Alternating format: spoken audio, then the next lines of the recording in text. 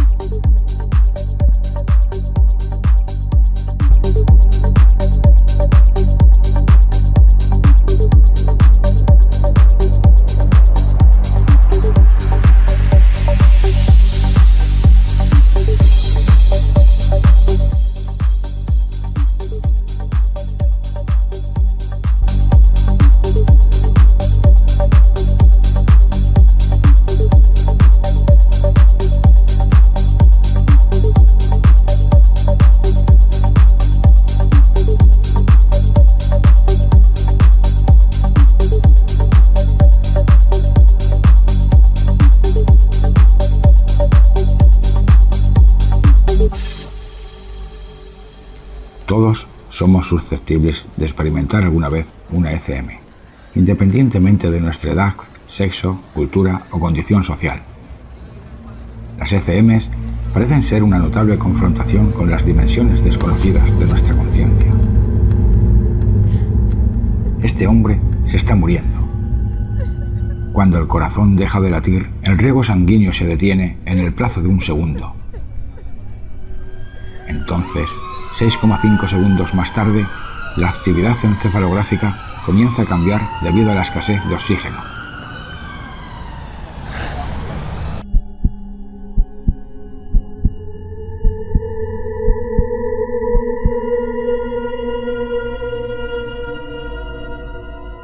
Después de 15 segundos, hay una línea recta y plana, y la actividad eléctrica en la corteza cerebral desaparece completamente.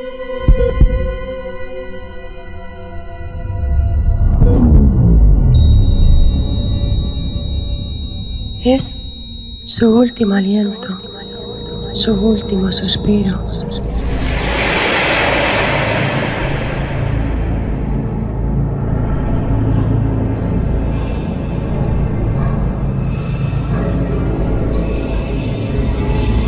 Sin embargo, este hombre comienza a escuchar un zumbido y al mismo tiempo siente que se eleva y se mueve rápidamente por un túnel largo y oscuro. Se da cuenta de que sigue teniendo un cuerpo, aunque de diferente naturaleza, y tiene unos poderes distintos a los del organismo físico que ha dejado atrás. Enseguida empieza a suceder algo. Otros vienen a recibirlo. De repente aparece un ángel, un ser luminoso. Este ser, sin utilizar el lenguaje, le pide que evalúe su vida y le muestre una panorámica instantánea de los acontecimientos más importantes de su vida. En determinado momento, se encuentra aproximándose a una especie de frontera.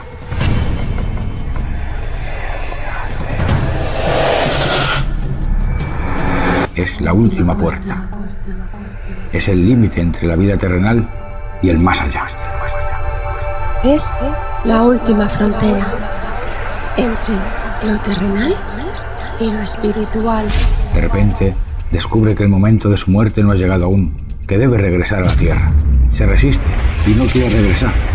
Pese a su actitud, se reúne inevitablemente con su cuerpo físico y regresa de nuevo a la vida. Arrojado tal vez, desde los límites de su conciencia.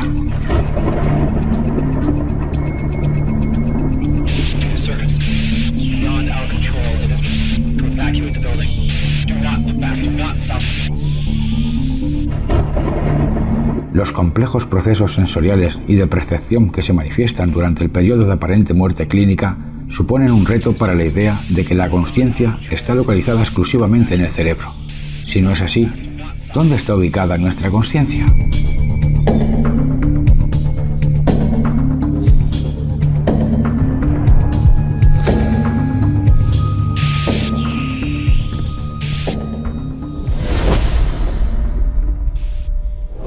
Para hablarnos sobre este fenómeno tan extraño, esta noche nos visitan Paranormalia Podcast Miguel Ángel Pertierra, médico especialista en otorrinolaringología, especialista en hipnosis clínica y en neuropsicología, escritor y colaborador del programa Cuarto Milenio. El doctor Pertierra es también el director del extraordinario programa La Rueda del Misterio. Buenas tardes, Miguel Ángel, bienvenido a Paranormalia Podcast. Hola, buenas tardes, David. Encantado de estar aquí en Paranormalia Podcast y, bueno, más para hablar sobre un tema que a mí me apasiona, de verdad. Encantado de estar aquí con tus seguidores. Pues es realmente un honor, querido Miguel Ángel, tenerte un ratito esta tarde en el programa para hablarnos de las ECM, ese fenómeno que puede ser más frecuente de lo que creemos y que nos conecta de alguna manera con los límites de nuestra propia conciencia. Pero antes de empezar, me gustaría sugerir a nuestros amigos de Paranormalia la lectura de un magnífico libro, La Última Puerta, de nuestro querido invitado, el doctor Miguel Ángel Pertierra, donde podréis encontrar pues, varios casos recogidos e investigados de primera mano por el mismísimo doctor Pertierra. Pero aparte de esto, es que me gustaría recomendaros todos los libros del doctor, porque es que son apasionantes. Y os digo más, si me permitís, cuando un lector conoce al autor, el libro, esta literatura se multiplica por 1000, creedme. Imprescindible literatura. Y dicho esto, pues ahora sí, querido Miguel Ángel, ¿qué son las experiencias cercanas a la muerte? Bueno, la verdad es que hay muchísimas definiciones, pero bueno, para acercarnos a ellas hay que decir que son eventos que ocurren cuando una persona se encuentra en un estado crítico en su vida. Puede ser por un accidente, por una enfermedad, por una bajada de tensión y a partir de ahí ocurre ese evento o un evento muy especial donde cuerpo y otro elemento, algunos llaman espíritu, otros llaman esencia, otros llaman mente, se desdobla y, bueno, ocurre una serie y suceden una serie de circunstancias muy especiales. Uno empieza a vivir una realidad completamente diferente, distinta a la que estamos aquí en nuestro planeta, en nuestra vida habitual. Es un momento que marcará la vida de la persona que le acaece y que desde luego será un antes y un después en ese momento vital. Es increíble, querido Miguel Ángel, la similitud que existe, ¿no?, entre las percepciones que aparentemente se viven durante una ECM y las lesiones en el lóbulo occipital. Por ejemplo, creo que esto mismo también sucede en sujetos con ciertas enfermedades neurológicas, como epilepsias o migrañas en el lóbulo occipital, e incluso en determinadas alteraciones de la corteza. Pero, Miguel Ángel, ¿se podría explicar las ECM como un fallo de nuestro cerebro? O tal vez las ECM podrían ser una respuesta a algo, una especie de automatismo diferente según el individuo, pero en definitiva una respuesta que ya nuestro cerebro tendría programada de antemano y que de alguna manera ante un hecho traumático ha sido detonada. ¿Tú qué piensas, Miguel Ángel? ¿Es así esto? ¿Podría ser un fallo de nuestro cerebro o una respuesta ya programada? Muy buena pregunta. En muchos casos hay investigadores como la doctora Blackmore que intenta explicar la ECM como el fenómeno cataclísmico de un cerebro en estado vital, en estado, prácticamente de casi muerte o de muerte incluso que pueda ocurrir. Esa anoxia que ocurre esa falta de oxígeno o hipercapnia, que es el aumento de anhídrido carbónico, podía producir una serie de alteraciones auditivas, visuales, conceptuales en la persona. Como tú bien has dicho, alteraciones del lóbulo occipital y del lóbulo temporal, como una especie similar a lo que ocurre en la epilepsia. Alucinaciones realmente que ese cerebro en estado crítico podría producir. Claro, ¿se podrían explicar alguna ECM con eso? Sí, claro que se puede explicar. De hecho, sabemos que, por ejemplo, en personas que tienen problemas respiratorios se producen ese tipo de alucinaciones por el aumento del anhídrido carbónico. Es cosa similar a lo que ocurre en una persona pues, que están en esos estados límite que ocurren en la ECM. Lo que sucede es que también en la experiencia cercana a la muerte acaecen y se presentan otros elementos que la ciencia no puede explicar, como pueden ser la descripción de situaciones determinadas o incluso, yo me viene ahora mismo a la mente descripciones del entorno como recogió el investigador Kenneth Rings, el doctor Kenneth Rings, sobre ciego de nacimiento. Imagínate, ciego de nacimiento que te describen el entorno donde le han ocurrido una ECM y no es precisamente su casa. Le suceden esa experiencia cercana a la muerte en lugares que ellos no pueden ver, que no conocen, que no pueden saber que lo que hay. Describen perfectamente. Yo he tenido casos donde pacientes han descrito todo lo que ha habido alrededor, incluso material quirúrgico que hemos utilizado, conversaciones que se han realizado a cientos de metros de donde vivía. ¿Qué ha ocurrido? Algún familiar a muchos lugares o a muchos metros de donde estaban viviendo. Incluso pacientes que te preguntan por un compañero que cuando vamos a hacerle una intervención quirúrgica, este paciente sufre una lipotimia porque es la primera vez que entra en una unidad de cuidado intensivo. Claro, cuando te encuentras esos casos, te viene a pensar que las alucinaciones, las creaciones mentales, incluso la recreación que puede un cerebro hacer es complicado. Porque es tanto el número de seguridad, el número de datos que te da, que te hace pensar que esa persona realmente estaba viendo lo que te está contando, que te está manejando qué es lo que hace. Incluso en alguna ocasión hemos hecho una post-investigación que es tan interesante como la investigación sobre el terreno en el momento de que tú hablas con el paciente, una post-investigación incluso con oftalmólogo para ver si en un momento determinado esta persona podía ver qué es lo que estaba ocurriendo en quirófano a pesar de que, estuviese en parada cardíaca. Pero claro, el campo visual tiene un radio. Yo no puedo estar viendo lo que ocurre a mi espalda si no tengo un espejo, por lo cual hay que pensar que algo diferente, distinto ocurre en esa experiencia cercana a la muerte a lo fisiológico, o mejor dicho, a solo lo fisiológico. Qué interesante, Miguel Ángel. Otro fenómeno que me llama poderosamente la atención y sigo con el programa hacia adelante, pues es que son las visiones, las VCM o visiones cercanas a la muerte.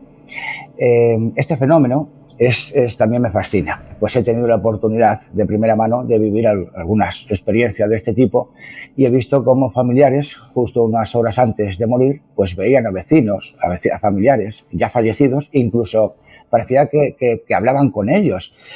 Querido Miguel Ángel, quiero hacerte una pregunta. No te voy a contar un caso que me pasó, ¿no? Porque sería muy largo aquí y aunque lo haga rápidamente, pues voy a tardar un rato. Pero quería preguntarte una cosa, Miguel Ángel. ¿Estas VCM tienen algún paralelismo con las ECM o son un fenómeno totalmente diferente? Pues la verdad es que tiene un paralelismo y yo creo que dentro de la ECM, al igual que ocurre, por ejemplo, en el fenómeno de Lázaro, esas personas que fallecen y que realmente se supone que su conciencia se ha anulado, ya no van a vivir más, aunque después, minutos después, vuelven a la vida esa VCM, que simplemente yo creo que es un desarrollo cognitivo de lo que son las ECM.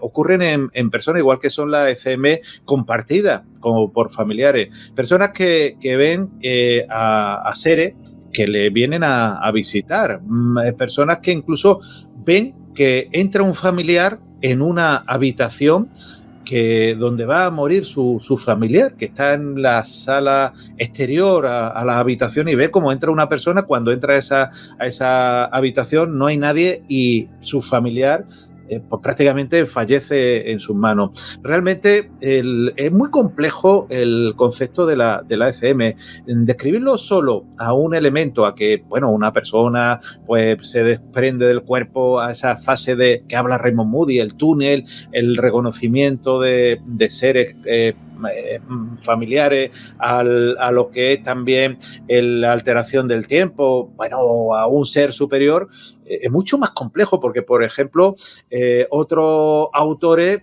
como es Bruce Grayson, hace otra descripción de otra fase de la ECM, por lo cual yo creo que la VCM, igual que, por eso digo, elementos como el fenómeno o el efecto Lázaro son un uno, que es el límite de la vida a la muerte, y que nos da señales sobre qué es lo que ocurre cuando una persona está a punto de fallecer. Pensemos que si en la ECM o la persona que está teniendo una ECM no actuase un equipo médico, muy probablemente esa persona fallecería, por lo cual está en ese límite, en esa navaja, en ese límite donde uno puede caer hacia un lado o hacia otro. Son un mismo concepto que engloba, y que muchas veces simplemente pues tenemos que verbalizarlo de alguna forma, no solamente como VCM, ECM, efecto Lázaro o cualquier otro concepto.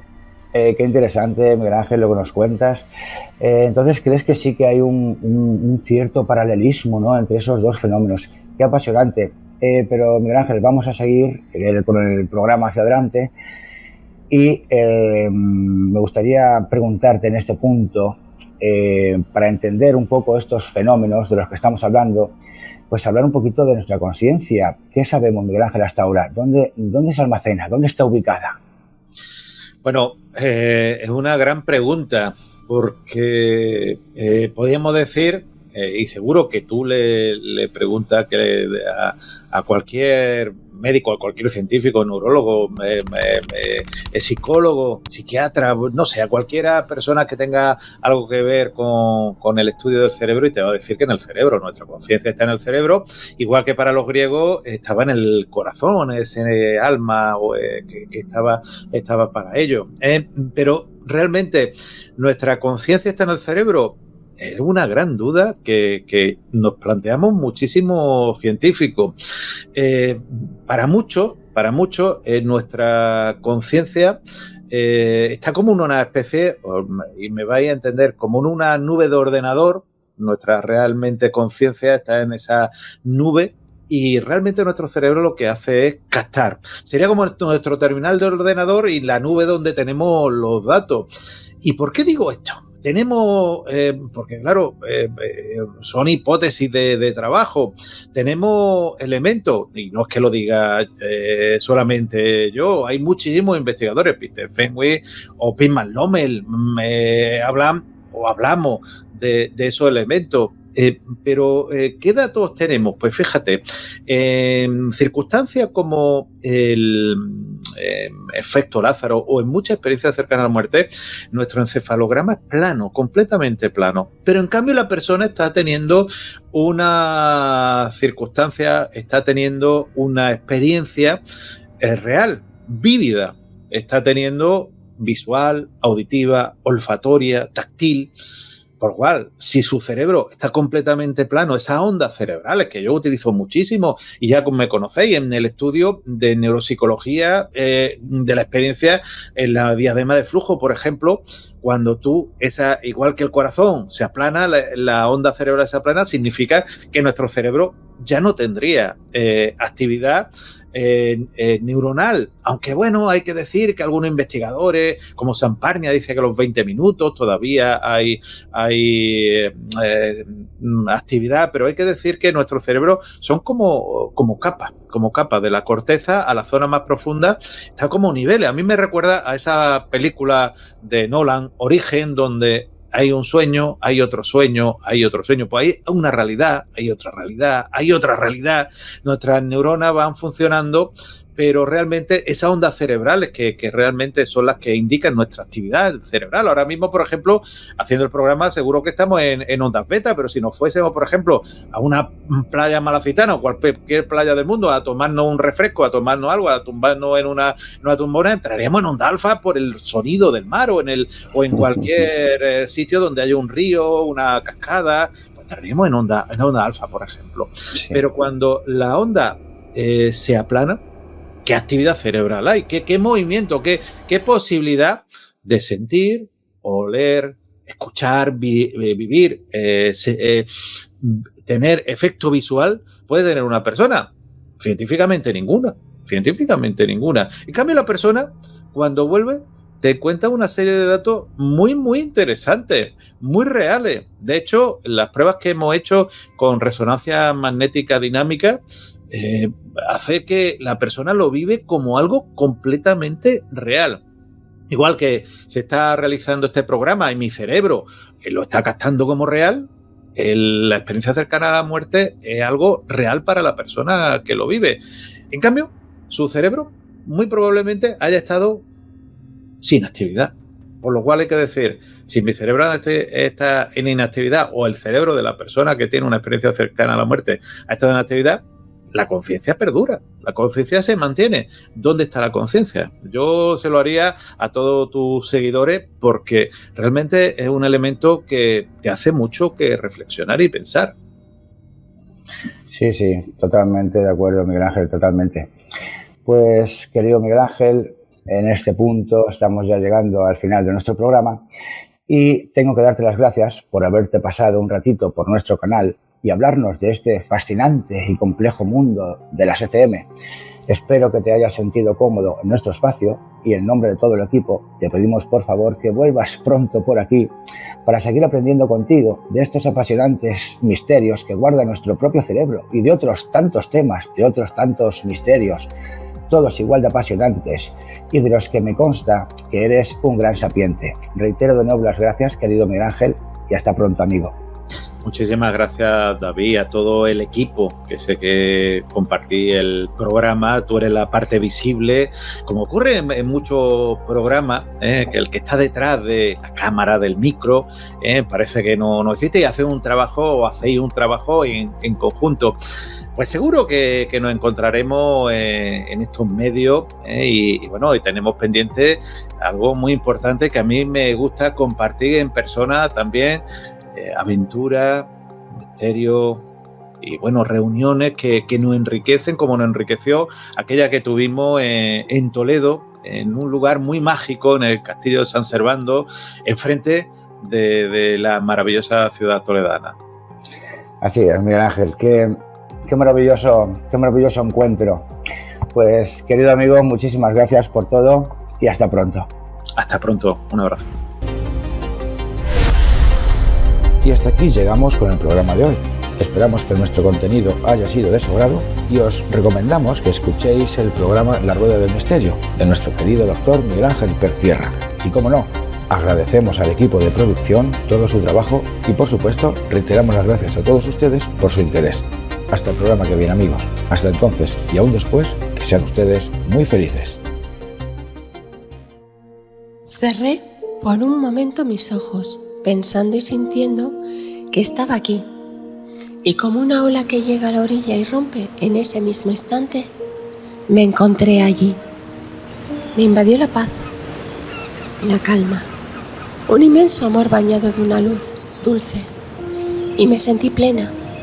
Vi mi cuerpo abajo, tumbado, reposando sobre la cama, mientras me sentía libre y podía estar en todos los lugares a la vez y observar, vivir. Sí, queridos amigos, habéis oído bien, vivir, porque estaba más viva que nunca. Mi percepción era inmensa, mi cercanía instantánea, hacia todos los seres que quería. No había espacio ni tiempo. Estaba en un éxtasis de felicidad plena, mientras Dulces luces me recibían, seres que cuando me acerqué reconocí. Eran familiares y amigos que ya llevaban tiempo en este otro lado. Me acogieron alegre y amorosamente. Me acompañaron en este nuevo camino que se abría para mí, junto a otros seres de inmensa luz y llenos de amor, que se acercaban presentándose como mis guías, llevándome a un lugar hermoso como nunca había visto antes. Hasta ese mismo instante, un bello valle de flores, árboles, praderas radiantes de sol y ríos que con sus aguas al fluir sonaban como hermosas músicas suaves, colores dulces que no hay palabras para describir, al mismo tiempo que intensos y cálidos. No quería volver. Estaba en casa, pero un inmenso y hermoso ser de luz interminable, con una dulce pero firme voz, me dijo que no era mi momento y que debía regresar a terminar mi experiencia de vida. En ese mismo instante, volví a sentirme de nuevo en mi cuerpo, sintiendo mi alma ceñida a mi cuerpo limitado, experimentando otra vez de nuevo el aquí, el aquí.